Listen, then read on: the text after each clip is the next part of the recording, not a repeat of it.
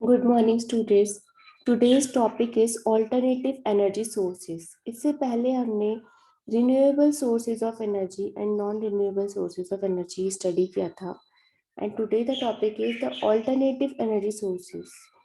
जो हमारे traditional energy sources होते हैं like natural gas, coal and fossil fuels, तो उनके अलावा जो और हमारे प्लेनेट पर सोर्स ऑफ एनर्जी है, उसके जो विकल्प हमारे पास अवेलेबल है जिनको हम यूज़ कर सकते हैं और जो कि एनवायरनमेंट के लिए हार्मफुल भी नहीं होते, उसके बारे में हम आज स्टडी करेंगे। Okay,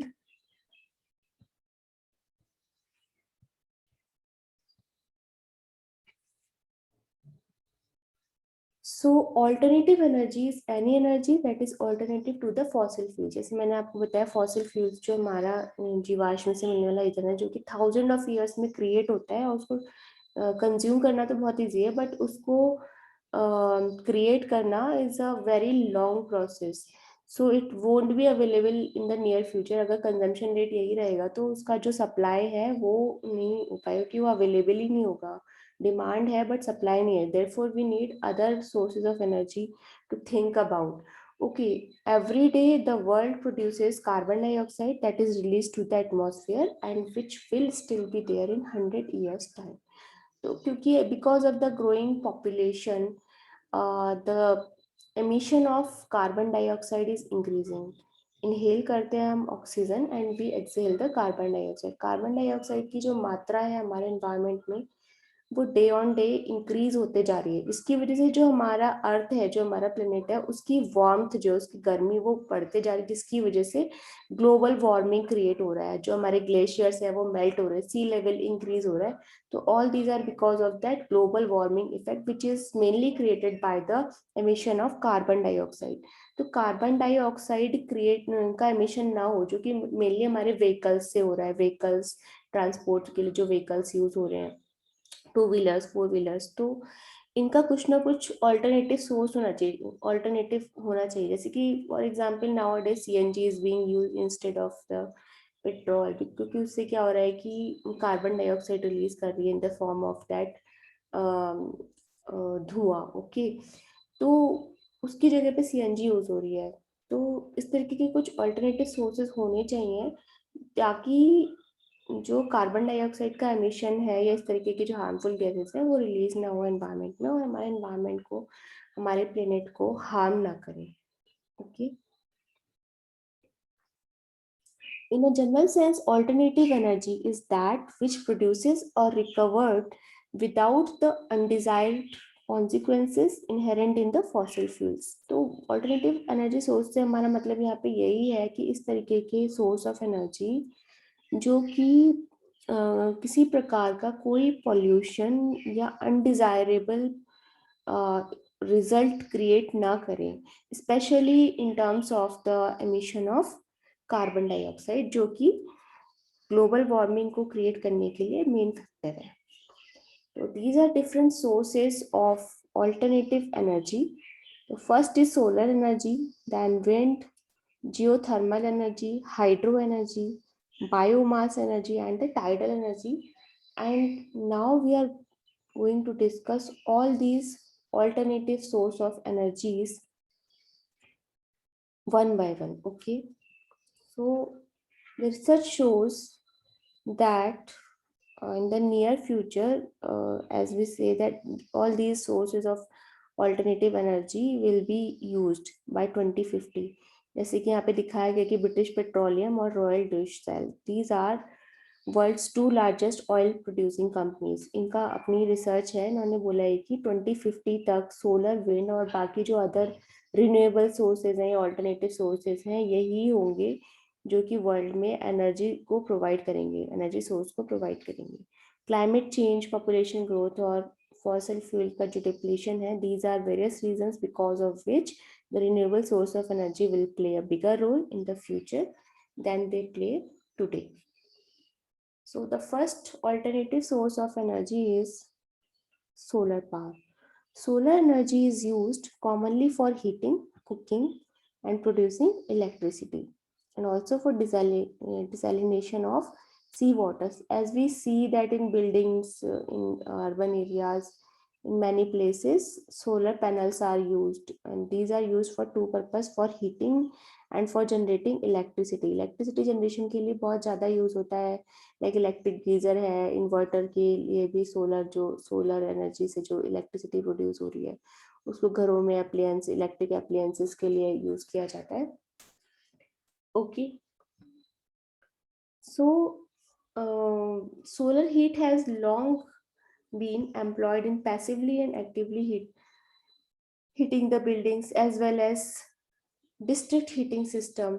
The obstacles preventing the large scale implementation of solar powered energy generation is the inefficiency of current solar technology and the cost. Currently, photovoltaic panels only have the ability to convert about 16% of the sunlight that hits them into electricity. दो purpose के लिए use हो रहा है solar power, thermal के लिए और electrical के लिए. यहाँ पे एक पूरा सिस्टम है, एक बिल्डिंग है, एक हाउस है, तो वहाँ पे पूरा दिखाया गया किस तरह से फोटोवोल्टेइक पैनल जो है उसको यूज किया है पैराबोलिक मिरर के थ्रू. जो आपका सनलाइट है उसको टू हीट द वाटर को हीट करने के लिए यूज किया जा रहा है. डीसीएसी इन्वर्टर के लिए यूज किया जा रहा है, and then that inverter is being converted to a battery and then comes to the main supply and then to different electric panels. तो इस तरह से सोलर एनर्जी का यूज किया जा रहा है सोलर इलेक्ट्रिसिटी जनरेट की. The panels produce direct current or DC which is converted to alternative current. आपको पता ही है कि जो इलेक्ट्रिसिटी होती है किस तरह से काम करती है बिजली हमारे घरों में. जो हमारा डायरेक्ट करंट होता है पहले उसको कन्वर्ट किया जाता है अल्टरनेटिव करंट में, अल्टरनेटिंग करंट यानी कि एसी में, एक इन्वर्टर के थ्रू, ताकि इसको यूज किया जाए होम अप्लायंसेस में. जो हमारे इलेक्ट्रिक होम अप्लायंसेस होते हैं लाइक फ्रिज है, टीवी है, और भी जितने भी अप्लायंसेस हैं हमारी जो लाइट के लिए यूज हो रहे हैं, एलईडी बल्ब्स वगैरह, तो जो भी हमारे अप्लायंसेस हैं उनके लिए पहले जो सोलर पैनल है वो डायरेक्ट करंट को अल्टरनेटिव करंट में इस तरह से करा. दूसरा मेथड है कि it includes using sunlight that hits parabolic mirror. जैसे कि पहले वो सोलर पैनल आता था for cooking purpose, solar oven, तो उसमें भी होता है कि एक पैराबोलिक मिरर होता है, उस पर हीट आती है, सोलर उस सारे सूर्य की किरणों को एक जगह पे फोकस करता है, देन उसको क्या करता है रिफ्लेक्ट करके सारी हीट क्रिएट करके, then it was used for cooking purpose and the same is done for generating electricity and heating and other purposes. Okay, and other methods, it includes using sunlight that hits parabolic mirror to heat water, producing steam, or simply opening a room blinds or window shades to allow entering sunlight to passively heat a room. तो ये दो methods है इसमें, एक directly for generating the electricity and other for creating a heat. Okay, solar power जो है as a renewable energy source और alternative energy source, इसके बहुत सारे प्रोज हैं, मीन्स इसके बहुत सारे एडवांटेजेस हैं एंड इसके डिसएडवांटेजेस भी हैं. Solar power is a renewable resource.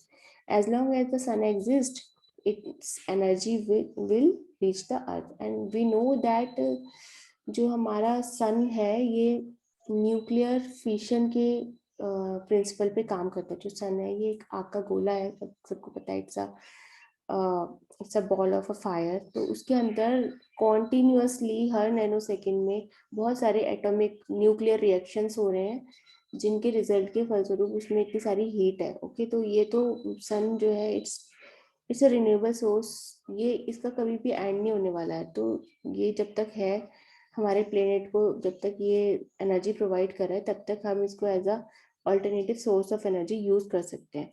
Solar power generation releases no water और एयर पॉल्यूशन. तो जो सोलर पावर जनरेशन है इससे किसी भी प्रकार का एनवायरमेंटल पॉल्यूशन क्रिएट नहीं हो रहा है, और ना कोई हार्मफुल गैस रिलीज हो रही है, एयर पॉल्यूशन नहीं हो रहा, ना वाटर में कुछ इस तरह के एमिटेंट्स क्रिएट हो रहे हैं, क्योंकि वहाँ पे इस तरह का कोई ऐसा केमिकल रिएक्शन नहीं है जिसमें कि फ्यूल्स का कंबस्शन हो. Then solar energy can be used very efficiently for practical uses such as heating and lighting.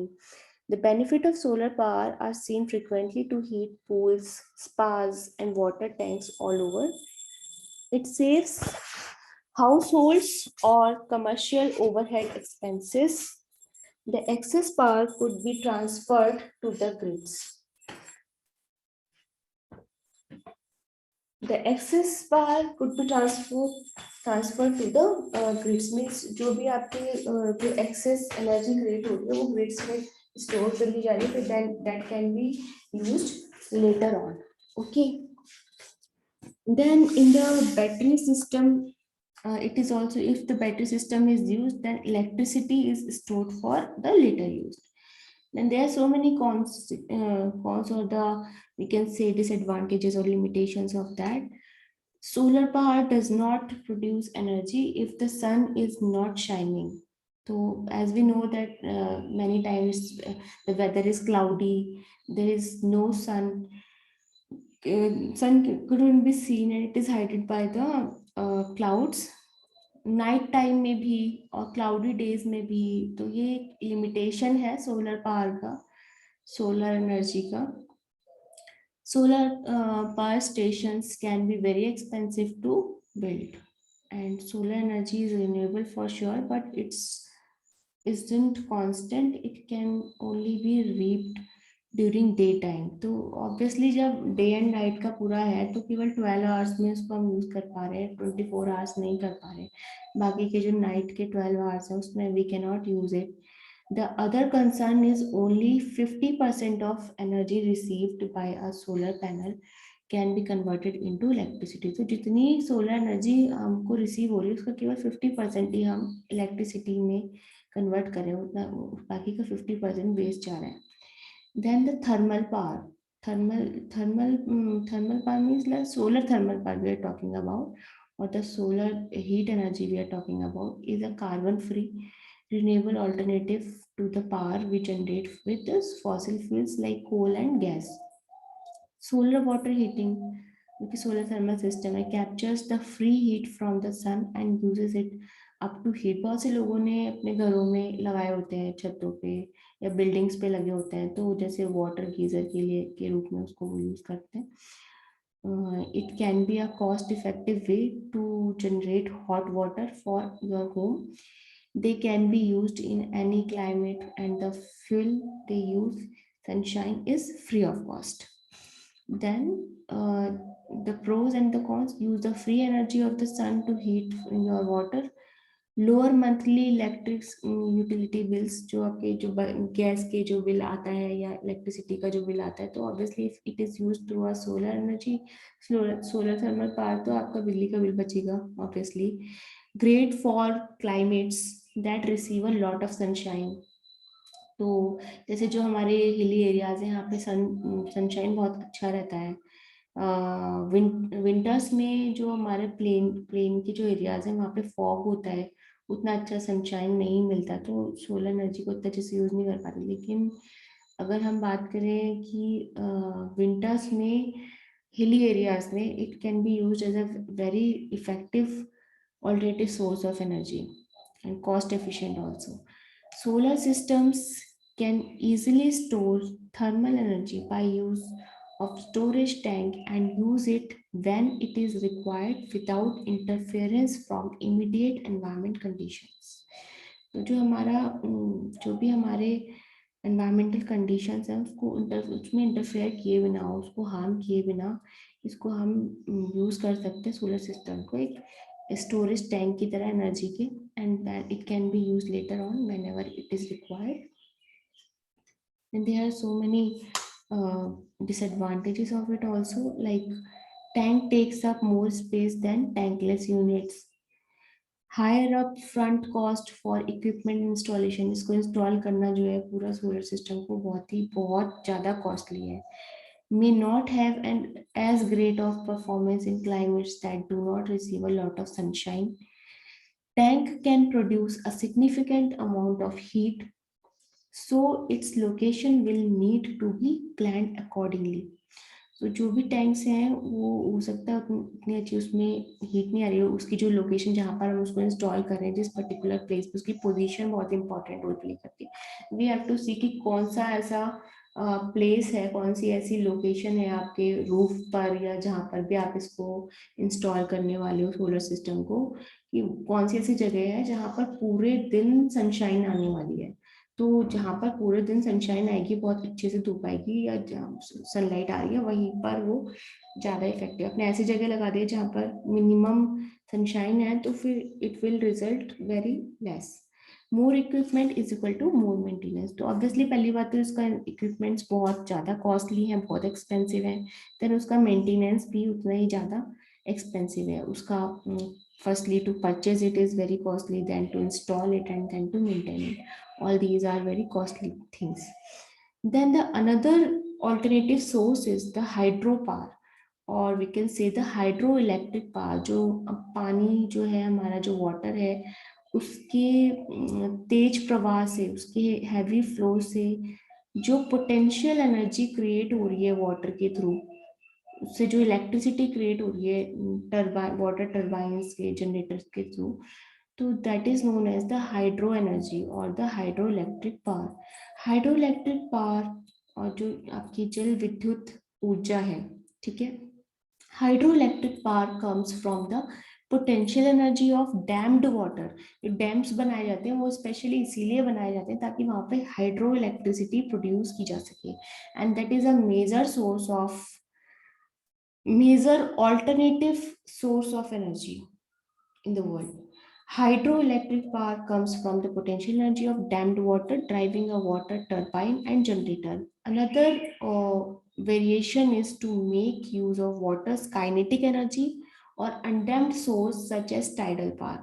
तो यहाँ पे दोनों तरीके की एनर्जी यूज हो रही है। लास्ट लेक्चर में मैंने आपको बताया था एनर्जी के दो प्रकार हैं। एक पोटेंशियल एनर्जी होती है जो कि स्टोर्ड एनर्जी होती है which can further be used in any work. दूसरी होती है काइनेटिक एनर्जी। तो यहाँ पर दोनों प्रकार के एनर्जी के सोर्सेस का यूज हो रहा है। काइनेटिक एनर्जी का भी हो रहा है वाटर की, और पोटेंशियल एनर्जी का भी हो रहा है। डैम्ड वाटर के थ्रू पोटेंशियल एनर्जी का यूज हो रहा है, जिसको कि वाटर टर्बाइन से जनरेटर्स के थ्रू उसको रनिंग वाटर में करके काइनेटिक एनर्जी में कन्वर्ट करके फर्दर यूज किया जा सकता है। तो इसका जो प्रोसेस है इसमें क्या हो रहा है, an intake to divert of the flow from the water course. जो आपका वाटर कोर्स है उसका पूरा फ्लो डाइवर्जन हो रहा है इसमें। Penstock pipe to convey the water to the turbine. फिर जो भी पाइप्स है वहां से वाटर को कन्वे किया जा रहा है टरबाइन में। पावर हाउस होता है फिर वहाँ पे, in which turbine and generator convert the water energy into the electricity. जो पावर हाउसेज है वहाँ पर जो भी टरबाइन और जनरेटर्स हैं वो वाटर, वो क्या करें, जो रनिंग वाटर, जो बहुत तेज स्पीड में वाटर को जो इस तरीके का काइनेटिक एनर्जी दे रहे हैं या गति दे रहे हैं, मूवमेंट दे रहे हैं, उसे वाटर एनर्जी को इलेक्ट्रिसिटी में कन्वर्ट किया जा रहा है ultimately. Outflow through which the water is released back to the river और स्ट्रीम। और उसके बाद क्या किया जा रहा है, उस वाटर को इलेक्ट्रिसिटी में कन्वर्ट करने के लिए, यूज करने के बाद में उसको फर्दर रिवर के अंदर या किसी भी स्ट्रीम में रिलीज कर दिया जा रहा है।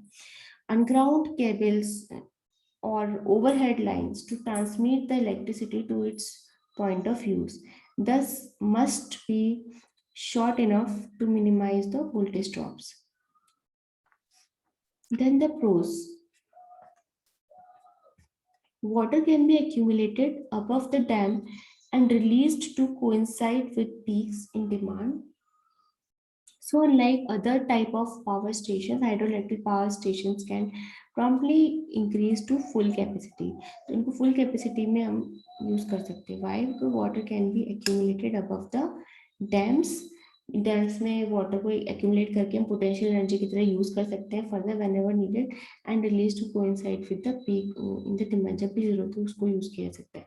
Electricity can be generated constantly because there are no outside forces, unlike that solar energy और the solar power. Solar power में कहते हैं केवल आप डे टाइम में या जब भी सनशाइन है तभी यूज कर सकते हो, क्लाउडी डेज में या नाइट टाइम में यूज नहीं कर सकते थे। बट यहाँ पर उसको आप 100% यूज कर सकते हो, क्योंकि जो डैम में स्टोर्ड वाटर है जो, उसको आप कभी भी इलेक्ट्रिसिटी जनरेशन के लिए आप यूज कर सकते हो, कॉन्स्टेंटली यूज कर सकते हो। उसका कोई आउटसाइड फोर्स नहीं है, unlike other forms of alternative energy sources like solar energy which affect the availability of water.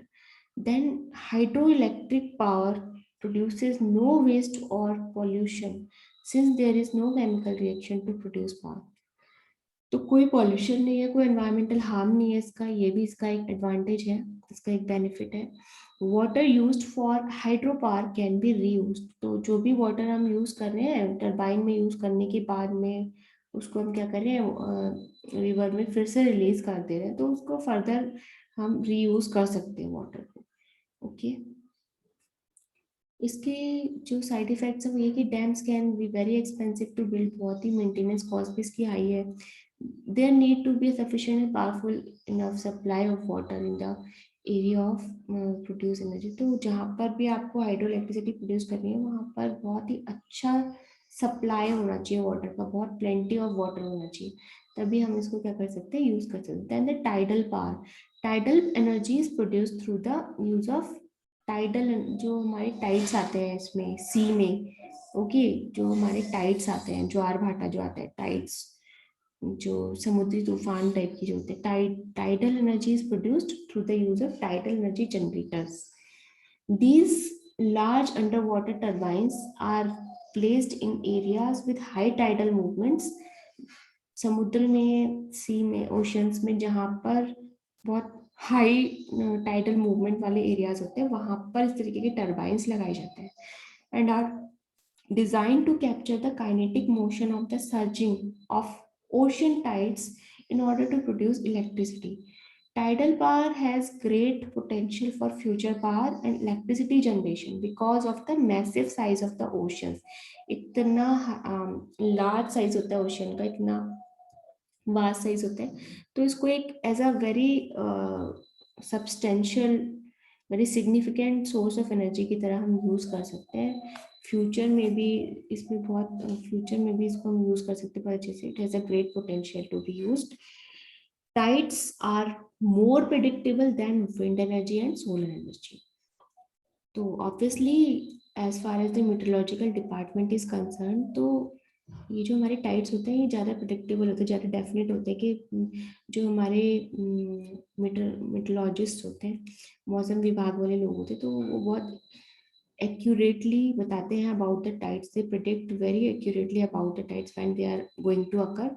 तो क्योंकि ये ज़्यादा प्रिडिक्टेबल होते हैं तो इनसे इलेक्ट्रिसिटी प्रोड्यूस करना भी ज़्यादा सर्टेन है। Among sources of renewable energy, tidal power has traditionally suffered from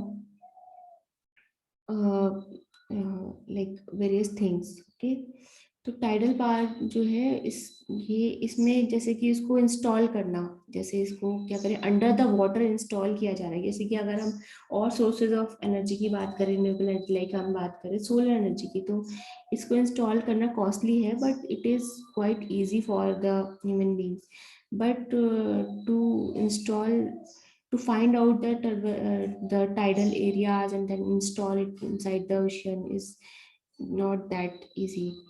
Then the wave power जो हमारी waves आ रही है oceans में, ocean की surface पे, उससे electricity जो हम generate करें, that is known as the wave energy. तो all these are various alternative sources of energy which are renewable and are available in plenty of amount in the world, which can be used and which are not going to be extincted in the near future. Okay, so wave energy is produced when electricity generator are placed on the surface of the ocean. Wave power is the transport of energy by ocean surface waves and the capture of that energy to do useful work.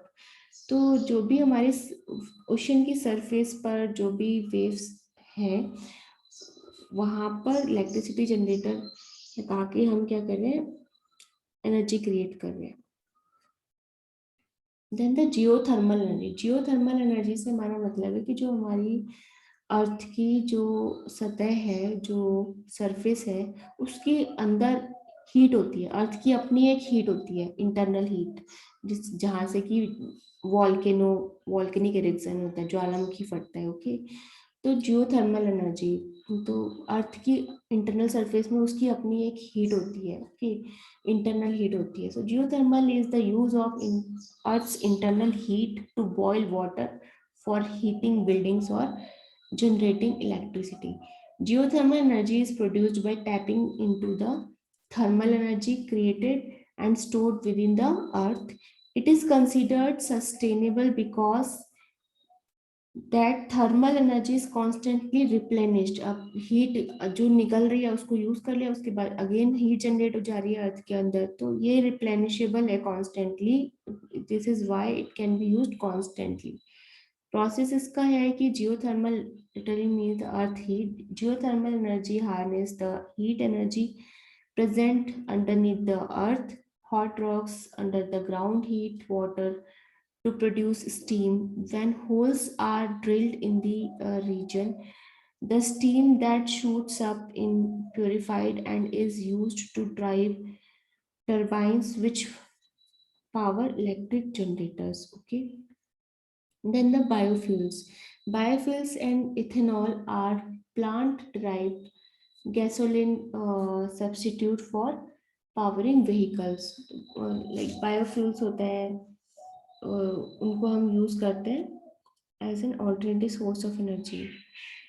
The farming industry, among other industries, are using corn and other plants as a biomass alternative. तो बहुत सारे इस तरीके के plants होते हैं, जैसे कि आपका ये गोबर गैस है, कॉर्न प्लांट्स और बाकी प्लांट्स हैं जिनको कि हम बायोफ्यूल की तरह यूज कर सकते हैं फार्मिंग में, कुकिंग में, फॉर अदर पर्पसेस आल्सो.